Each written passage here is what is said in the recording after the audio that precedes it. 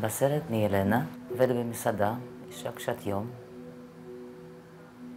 די מחוקה, החיים, השגרה.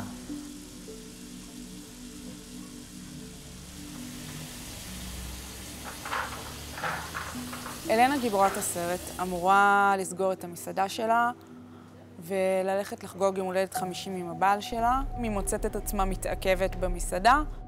סיפור קטן שפתאום איזשהו מפגש, איזשהו שיא ביום הולדת 50, איזה אירוע כזה שפתאום אתה קצת יכול לצאת החוצה ולהסתכל על החיים שלך, ויש איזה רגע שחווים, רגע של התגלות. אז ככה גם אנחנו מנסים לצלם את זה.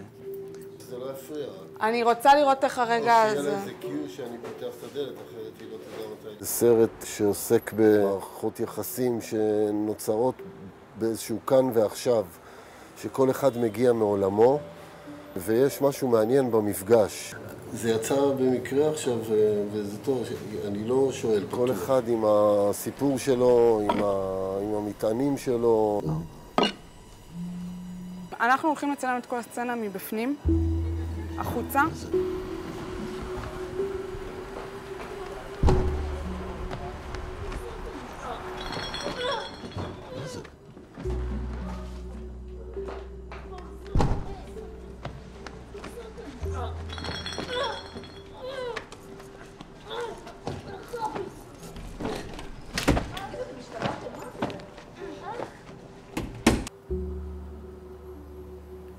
אני ילד ברחוב, אנחנו הולכים מכות עם ילד אחר, יש מסעדה שאנחנו...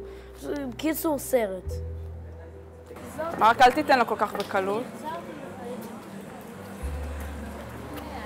אני מתחפש אליו, כמו בפורים, מתחפש לזומבי. אני לא זומבי, אבל אני מתחפש אליו.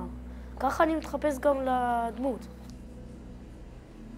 אני מאוד מאוד אוהבת דמויות שאתה מרגיש שיש בהן מורכבות מסוימת, עומק מסוים, שזה דבר שהוא מאוד מאוד חמקמק.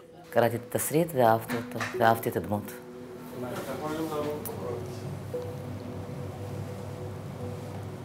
מבחינתי הכתיבה של התסריט זה קצת כמו לכתוב שיר, כאילו כשאתה קורא שיר אתה לא עד הסוף, יש בו משהו שהוא גם נסתר ואתה לא עד הסוף מבין אותו, אז מרגישה שאני צריכה גם לתת לה חוסר הבנה להיות.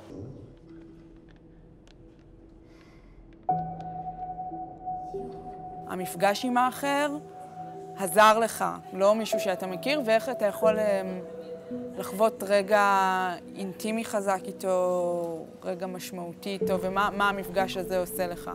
חיבורים המקריים בין האנשים שהחיים מביאים לנו. שלפעמים בחברה של בן אדם זר, לגמרי, אתה מרגיש הרבה יותר בבית והרבה פחות בודד.